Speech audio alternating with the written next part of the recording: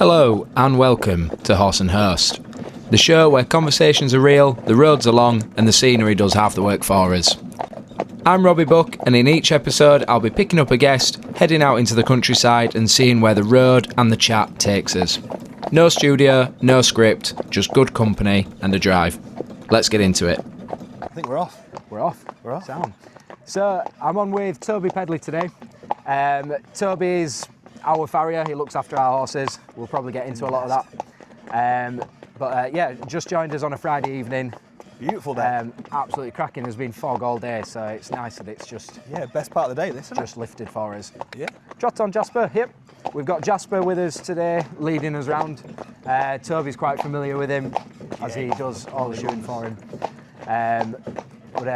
So you've been shoeing for us. I was going to say how many years now? It's got to be 2 years, maybe. It'll be 2 years now. Yeah, surely by now. Yeah.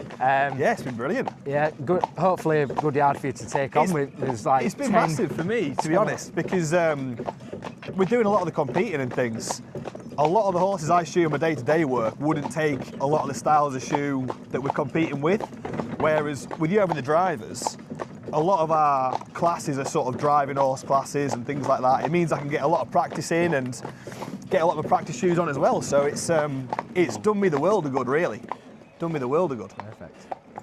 Just running to our first obstacle. Looking out for time. Got a wagon in front of us on a single road, so we'll just. Good job, he's quiet, eh? Yeah. He doesn't look to be in a rush either, does he? No, he doesn't seem to be hurrying for us, does he?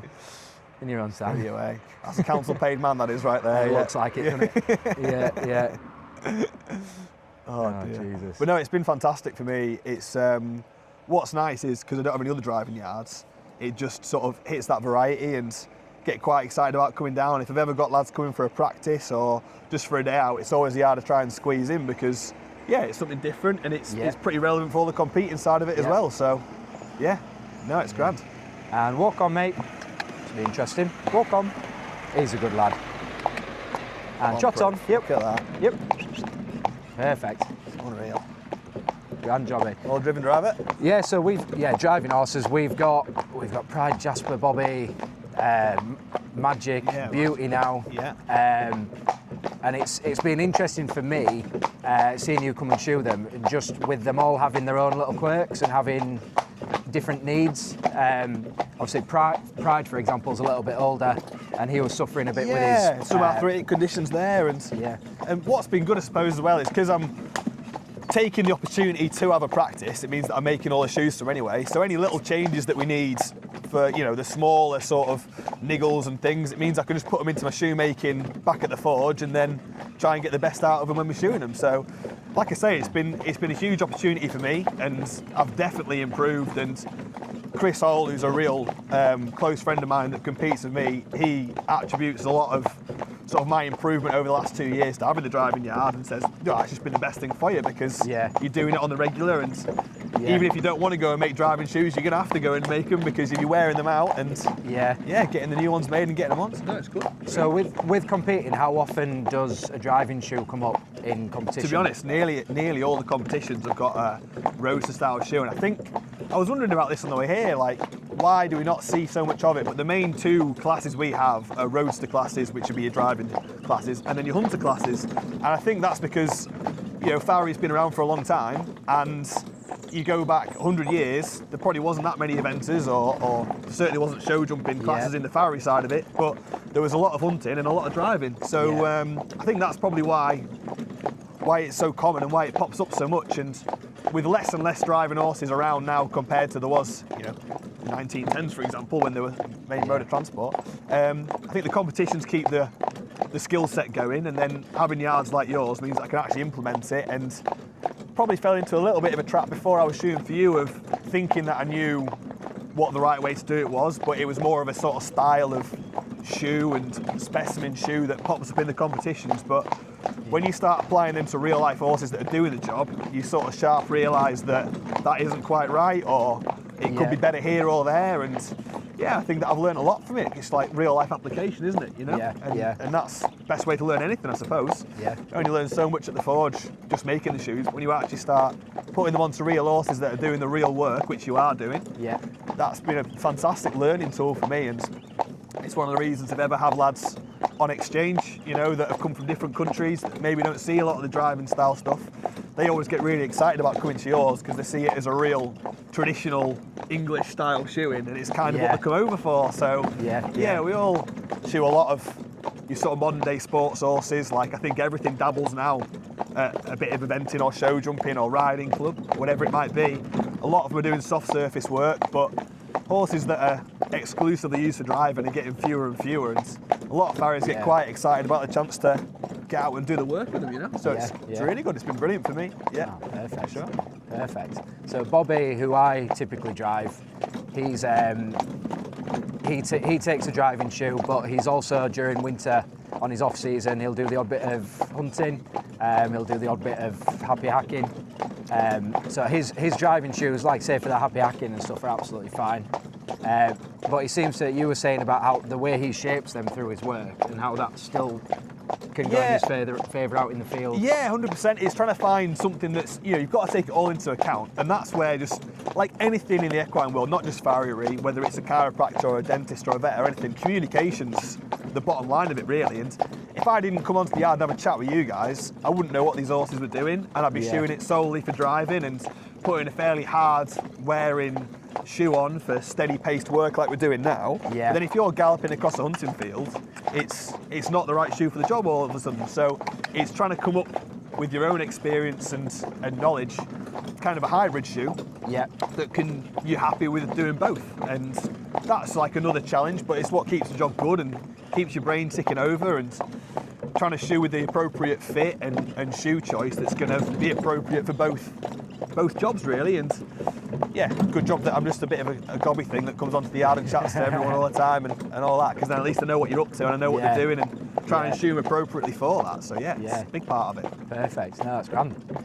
And so talk to us about Pride shoes as well. So you mentioned about him having a touch of arthritis. Yeah. There was a moment where it was almost like, God, it might be his career. Yeah, he started to go that sort of way, didn't it? Sort of looked like he was ready to start slowing down and things, but again, working with the vet and good communications and seeing the x-rays, a little bit of arthritic change around the joint, which is called ring bone. And what's happening is there's a bit of a, where the joint spacing is in the pastern, a bit of a furry line and a little bit of an arthritic change, and at the sort of highest point of flexion extension of the joint, just nipping the sensitive and catching that sort of furry line. So with a graduated heel shoe, which is pretty straightforward and pretty simple, and a straight, it's a real strong roll toe as well, it just means it can get through its stride without actually catching that bit of the joint that's nipping. And as far as I'm aware, going pretty sound at the minute and happy and going fairly well in them. Been in them for a few years now, so just ticking along quite nicely. But definitely, that's what Farrier's about. It's about making changes and adapting, and I think being willing to say you've probably not got it right sometimes as well, which is quite hard because we've all got an ego and you want to think that you've come up with the perfect idea first time every time, and it's just not the case. You've got to try a few different things, and if a vet suggests something, they're suggesting it out of experience and knowledge, and they're not saying that you're wrong, just that they think that this might work better. And you've got to try and take that on board and do what you can to incorporate that into your work and think, right, well, we'll give it a go. And it's been brilliant. Yeah, it's nice to see you just keeping them sound, and it's been about 2 years now, hasn't it? Just ticking along in those and still in work. He's and still better than ever. So he's like, we did the longest drive he's done a while ago. It was over winter. We went to Harrogate as a group. So we had the British Driving Society. It was run through the British Driving Society, and he might just need a bit of encouragement here. We've got a bit of a hill coming up. Yep, lad. Yep. He knows his job there. He sees this hill and he digs in. He changes gear there. And, there we go. Yeah. And you can just see his back end absolutely digging into the ground there. Looks well, doesn't he? Oh yeah. Tabletop.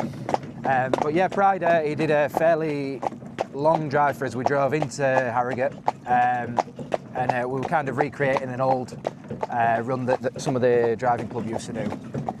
Went to the Old Swan, had a couple of pints there, and nice thing type up into it, isn't it? That's it. Well, that's the beauty of this. I mean, it's not completely frowned upon to have one or two drinks, and then I mean, the horse always goes better coming home from the pub as well. So.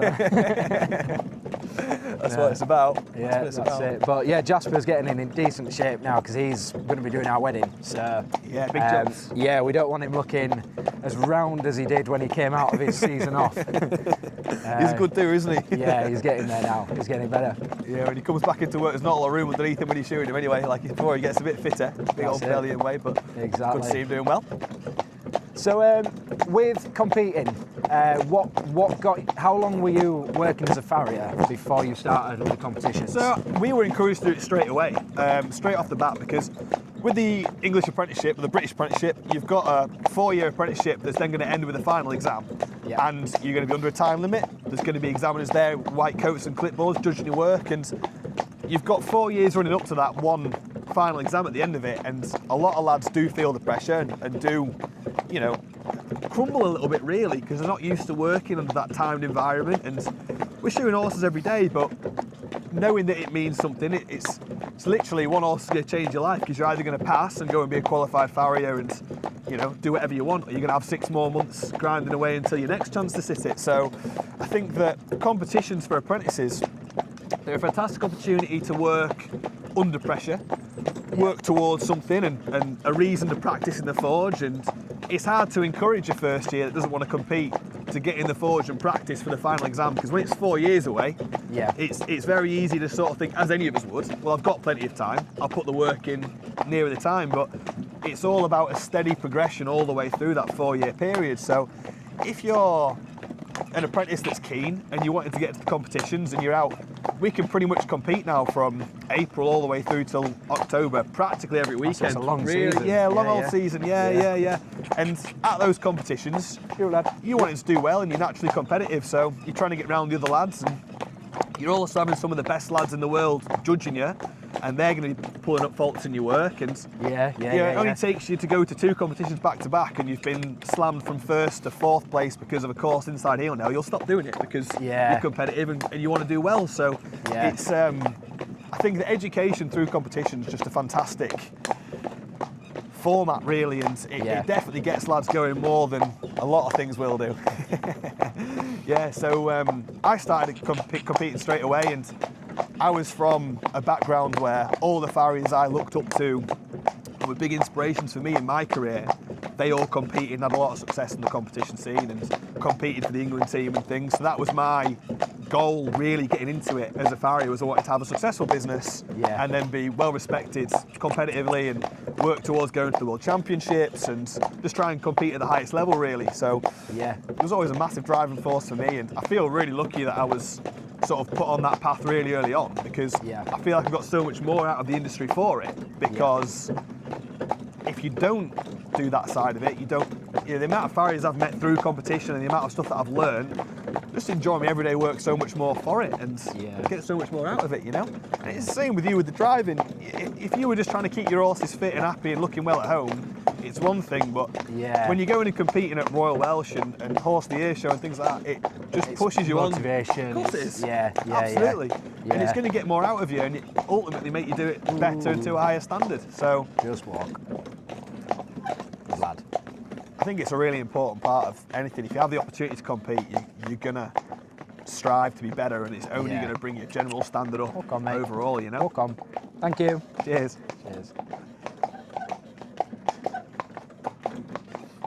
Yeah, definitely. It does bring the best out. It brings a lot more motivation out of you. 100%. Good lad. And walk on this way, mate. He knows which way home is. I thought that, mate. What do you mean? What do you mean? We're Surely going not. This way? Yeah, sun's still up, mate. And chopped on. Yep. Good lad. So what was your first competition like? Oh, mate, I remember it so well, because I hadn't even started yet. I was 15, but my dad's a farrier. He'd always had really competitive apprentices, and you know, I was obsessed with it from day one. I used to love watching them practice and following the competitions, and had it in my head that I was always going to be a farrier. And I thought, you know, I'm gonna be so good at this when I get to it, because I'm so passionate about it and I love it so much. I want to win so badly. And I said to him, Dad, look, do you reckon I could compete at the Yorkshire Show next year? And I'd be 15 when it came round. And he said, yeah, I mean, yeah, you put the work in, you can do. Like, I'll probably get you in and they'll let you compete. It's only shoemaking, you're not under a horse or anything, so no reason why you can't do. And I was really excited for it, and I thought it's going to go so well. Like, I can't wait. Win my first competition at 15, it's going to be amazing. Yeah. And then on the day, I was just shaking mess, like, nervous and dead stressy about it. And luckily, my dad was striking for me. He sort of like dragged me through it, but it was a bit of a shock almost. I thought I'd be really good at this, and I'm dead nervous and panicking away. And I'd put a bit of time into it, but not nearly enough compared to lads that have been doing it a few years. And I got finished fine, and I was happy enough with it. But yeah, I was a long way off the pace, and it was like this sort of daunting realisation that actually it's really hard to do. And these lads are practicing every night for a reason, and if I want to be good at it, I'm going to have to get in there and put the time and put the work into it, So I remember it well though. So I remember you saying to me once that competing in the UK, even at a local country show, is like competing at an international level. Yeah, we've got so much talent around here. Like, for a long time, the UK has been considered the gold standard because we're the only country that has a registration process where you have to be a qualified farrier. Like other countries, they're starting to bring things in now in other countries, but for a long time, you could just get some tools and start without any training at all. So we sort of held the gold standard, and around here, just around Yorkshire, there were just so many lads at the top of the game. Stephen Bean is only over at Northallerton, really, and he's 6-time world champion now, and you've got to try and get around. Yeah, unbelievable achievement. But you go to Otley Show, and you've got to try and get around someone that's just won the world championships. It's like it's a big ask, and there's good lads everywhere. There was, growing up, there was Johnny Atkinson, Ben Grange, Adam Fox, all these lads that have put the heart and soul into it for a lot more years than you have. A lot more experience, a lot more knowledge, and you're doing everything you can to try and get round them. And yep, lad. Yep. He's been lazy now. Yeah, he's going away from home. Just a big ask, really, Yeah. It still is the same. I'd say that, it's still the gold standard. We've still got our world champion. We've had since the World Championships have started again at Spruce Meadows. We've won it all 3 times it's run with Matt Randalls, George Rogerson and Stephen Bean. So we're just there. But the Americans are coming in pretty hot and hard at the minute, and they're getting harder and harder to get round. And we'll just have to keep pushing on. But so with the Americans, they what a bump there. With the Americans, they what's their level of training to become a farrier compared to us? It's effectively optional. So they can do the exams that we do. They can do the diploma if they want to, but they have to put themselves forward for that. And a lot do. There's a real good movement in America at the moment. They're really keen on bettering themselves and further education. All that sort of stuff, but it's only there if they want to do it. So obviously there's a lot of farriers that just don't want to do it and do just go out and shoot. But they've got Journeyman Farrier, which is the JF, and the Certified Journeyman Farrier, CJF, and they're variations of our exam, really. They've also got the diploma, which is optional for them to sit, which is the same as us, but they might have to come over here to sit that. So it's a big ask, and there are some really highly qualified farriers in America, but there's also the ones that don't have to do it. Whereas over here, if you want to shoot a horse legally, you have to do that exam. So we've got that base level standard where it's like the entry level is you have to pass the diploma to legally shoot a horse. Yeah, absolutely, yeah. Whereas they don't have that, and which is crazy. Absolutely insane. So I think they see all sorts of levels of work over there, whereas at least in the UK, you're dealing with someone that has at the very least passed an exam to say they are competent to shoe a horse and not cause a problem with it. So it's a pretty stark contrast, but the lads at the top of the game over there are as good as anywhere in the world, and there's two lads at the moment that are sort of really at the top of the game that it just feels like a matter of time before they win a world championship. So I think as a country we're trying to hold off for as long as we can, like just keep going and trying to win it. But it's getting harder and harder and tighter, which is good. Which is what you want. That's it. And that's, again, it's come through competition. It's because they're striving to win that world championships, that they're pushing on. And without it, would that drive be there for them to constantly improve? Well, probably not. But then they're inspiring other American farriers around them and dragging those up with them as well. So it's just another example of how competitions improving the standard just everywhere. Yeah, really. yeah, And yeah. I just think it's a big thing. Yeah, So, definitely. what do you think's bringing them in? What do you think's bringing, like, because it's over the last few years, it seems to be getting bigger. Yeah, I think that without doubt, having a World Championships has brought. So for a long time we didn't have it. It used to be at the Calgary Stampede. Yeah. And then they didn't want us anymore. I think we maybe went 7 or 8 years perhaps without a World Championships. Yeah. Whereas having it back now, it's given people that thing to drive for. There's a big old prize pool in there as well. Like there's a lot of money up for grabs, and Yeah, especially Canada. yeah. So the World Championships in Canada now, there's 200 or in dollars, but 200,000 in the prize pool now. So it's worth pushing for. Yeah, You know, it's a serious yeah, amount yeah. of money, but it's not just that. It's the prestige and Yeah, wanting yeah, to compete at that high level and wanting the recognition and the accolade of being a world champion. You know, it Yeah, puts you in of such an course. elite category. Yeah, That yeah. why would you not want to chase it? So Yeah. And although it's like the Farrier competitions are quite niche, like being a Farrier is I say popular, common. Like there's a lot of Farriers. there's a lot of Farriers, and There's a lot also of there seems to be Farriers. quite an appetite, you know, in the media and social media for it at the moment as well. Like we Yeah. see so many Farriers, and good friends of mine, like Sam Wolfman doing so well, Yeah, because yeah, people yeah. do have an appetite to consume the content and see it, and they wanna consume it and they're interested. So Yeah. it's good to see. I think it's a real good time for Farrier at the minute, and there's a lot going on. So Yeah. it's an exciting time. And it's good. It's really good. Perfect. Oh, lad. Stand there. Good old view down that way. Ooh. isn't it? Yeah, good old view there. Yeah. Isn't it?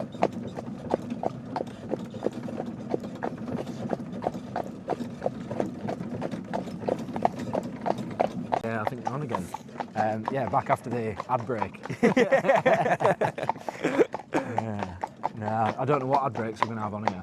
Yeah, well, I've been running for it, sponsors, mate. Don't worry. I think it's going to do well. I consume a lot of like this type of media and podcast things, and when you first told me about this as an idea for a show, I thought it was brilliant because just something different, and it fills a bit of a gap in the. That's it. I mean, market, credit isn't to Kieran for coming up with the idea, but it's like I say, we take friends out with us a lot, and you end up. That's a train going under us there.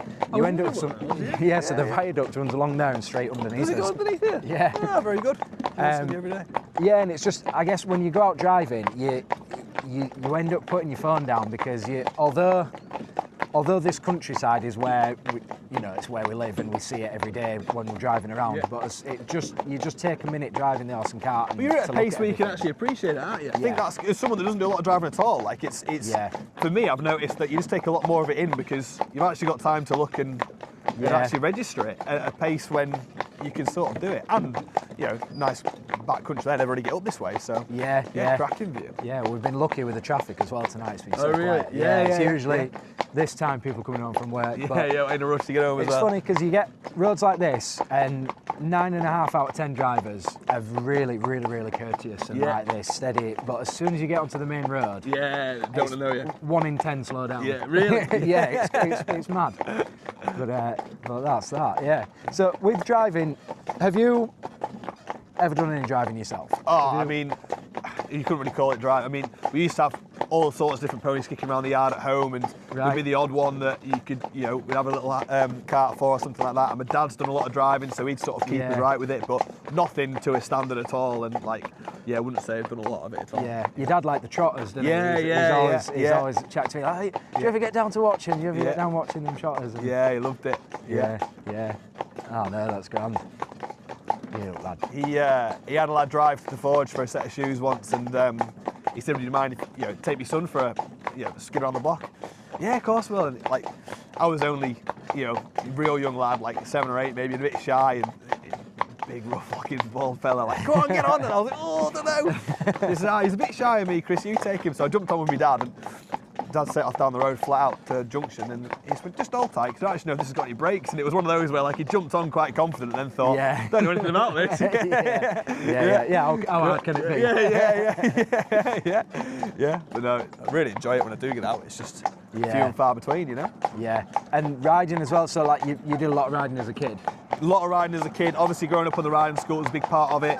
My dad, for me, like any young lad, a lot of young lads, was my hero, and he had a lot of show jumpers, and he was a farrier as well. So I thought, when I grow up, I'm just going to be a farrier that show jumps, like my dad will. That's what you think, isn't it?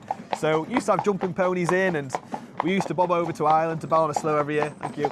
And get a few just sort of raw green types, steady types, but yeah. And then get them home, and I'd jump them as a kid and try and bring them on, and it was a great time because, what a child of having 4 or 5 ponies kicking about that were on rotation, and then as soon as they got going, they'd sell, which was the only downside, but it was great. I used to go, on a Saturday, we'd maybe go to a show for the ponies, and my dad had groomed for me, and then on a Sunday go to a show for him, and I'd groom for him, and felt like a bit of apprenticeship almost on the old show jumping side of it. It was brilliant, and then as I got older, got more into my hunting, and then got to a point where I was like, if I want to take me competing as seriously as I'd like to, then I'm going to have to make a bit of a decision here and commit to it and really make it a priority and get after it, because like I said, through the summer I'm away competing most weekends, so horses got outed, and don't really miss them too much. Thank you. I don't really miss them too much because I'm around them all day, every day, and cheers. It's one of those, but it was a great time and really enjoyed it. It was brilliant, really. I wasn't a fantastic pilot, but I used to love going around the shows and bobbing around the meter classes and meter 10 classes. Little 110 ponies were great. Oh, that's perfect. So like downtime for you, obviously I'd say you'll be looking to get away from horses, but I don't actually think you have downtime. I don't understand where you sleep. I don't do a lot of that. No. So I do like my routine, to be fair. It is every day for me. Through the week I'm out shoeing, normally, like with me everyday work. Get home, have a quick coffee, and then I'll go in the forge for try and get 2 hours of shoemaking in a night, or get a horse in and have a practice. And then I've just got a little home gym that I bob into, try and keep my fitness up for the competing and everything like that. And it rolls on pretty late most nights, to be fair, but I'm not a morning person anyway, I'll put it that way. And then my weekends, when I'm not competing, I'm nearly always at a mate's having a practice, or they'll come to me, or we'll be having a team practice on the England team or something, where get a few horses in and run through a few classes. And it sounds a bit monotonous and a bit samey, but I love it, and I feel like I'm working towards something, and dropped on. I'm very passionate about it, so it's and it never feels like a chore, you know. Like a chore. That's it. Because you'll be in the forge till like.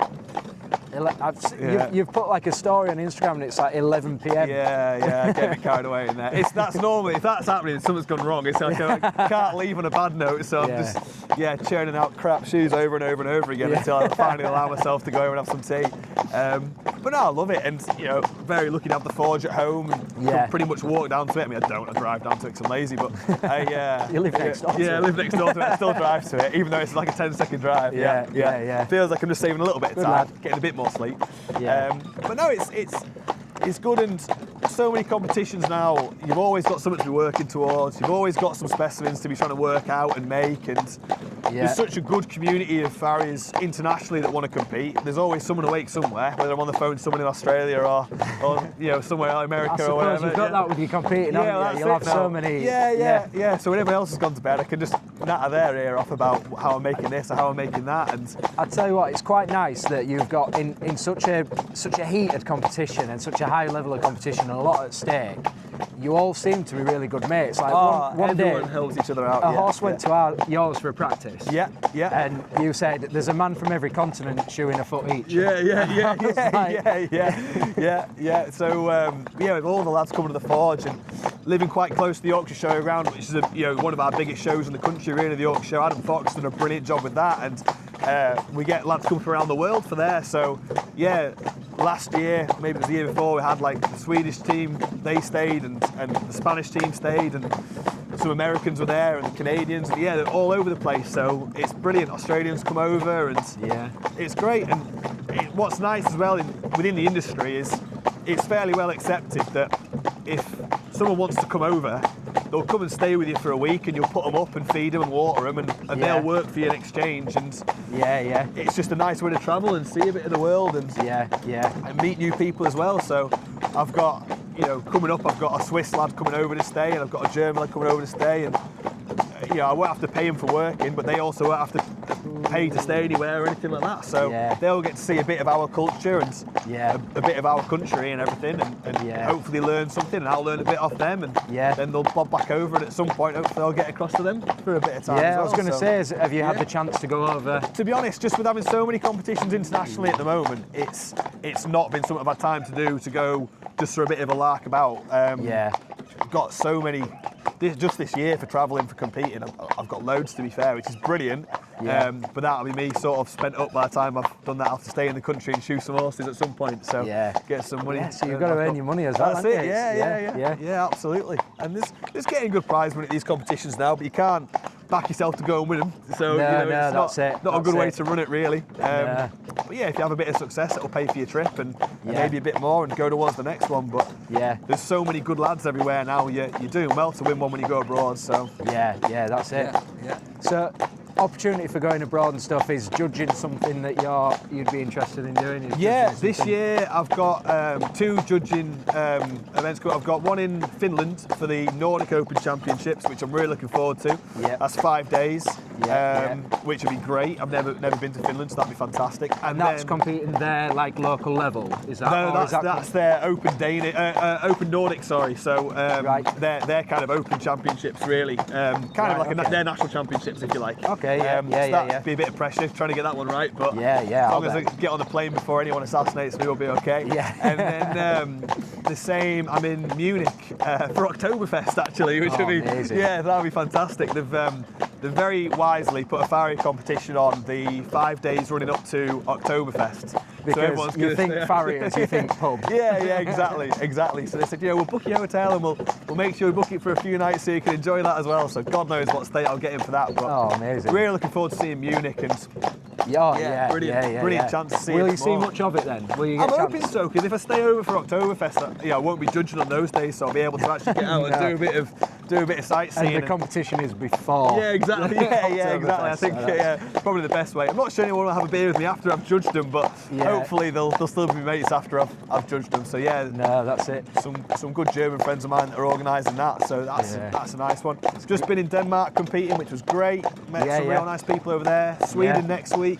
Perfect, Went to that one last year, brilliant. Johannes runs a really good competition over there. Got Quebec after that for the Masters Cup, which would be good, 4-man team. So you always learn a little bit when you're on a team and pull from everybody, and it's sort of within their best interest to tell you all the secrets, I suppose. So it's a good opportunity to get that. And then we're in Belfast for the Home International, which will be great. And then I'm in Vancouver after that for a warm-up for the World Championships. So that's all before June. So it's all going around thick and fast, really, you know? Yeah, I feel really lucky with it. Oh, that's mega. Well, wish you best of luck with all your competitions coming up. See how they go, and make sure you remember to come and show these as get well. Some work done in the meantime. Absolutely. We're hoping for a busy summer with these guys. To be fair though, they driving horses, even the amount of miles they do with these proper driving shoes on, they last ages. They're made for the job, aren't they? Bobby's last set were refit again. He's even comfier in them now. Absolutely. Got a nice little roll on now, hasn't he? Take those sharp edges off. Perfect. But thank you so much for coming out. Thanks for having me on, mate. It's a real privilege. It's very grateful for the opportunity. No, that's it. First of hopefully many. Yeah, I'm sure it'll be a success, mate. I'm sure it will. Perfect. Very best of luck with it. Cheers, mate.